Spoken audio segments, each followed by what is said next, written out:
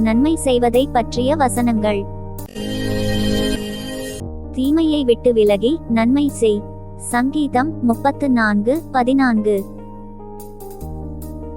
கர்த்தரை நம்பி நன்மை செய். சங்கீதம் 37:3. தீமையை விட்டு விலகி நன்மை செய், என்றென்றைக்கும் நிலைத்திருப்பாய். சங்கீதம் 37:27. நன்மை செய்யவும் தானதர்மம் பண்ணவும் மறவாதிருங்கள்.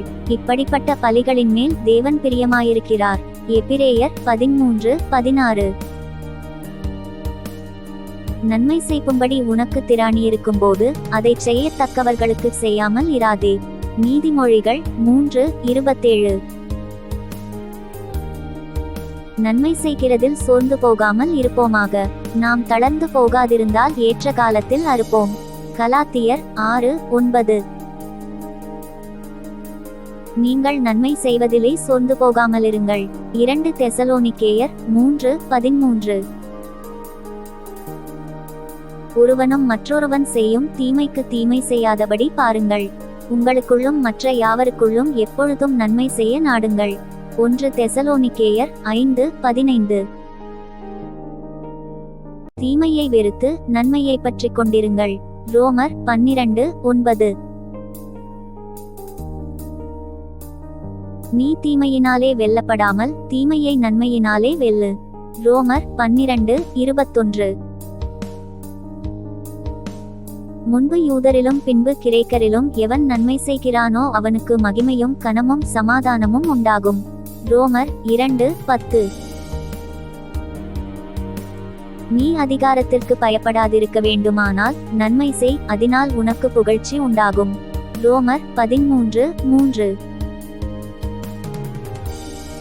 நீதிமான்களுடைய ஆசை நன்மையே. நீதிமொழிகள் 11:23. நன்மையை ஜாக்கிரதையுடன் தேடுகிறவன் தயையை பெறுவான், தீமையை தேடுகிறவனுக்கோ தீமையே வரும். நீதிமொழிகள் 11:27.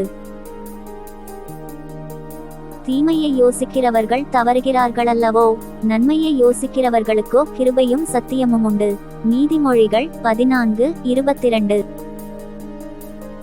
மகிழ்ச்சியாயிருப்பதும் உயிரோடிருக்கையில் நன்மை செய்வதுமேயல்லாமல் வேறொரு நன்மையும் மனுஷனுக்கு இல்லை என்று அறிந்தேன். பிரசங்கி 3:12. நன்மை செய்ய படியுங்கள். ஏசாயா 1:17.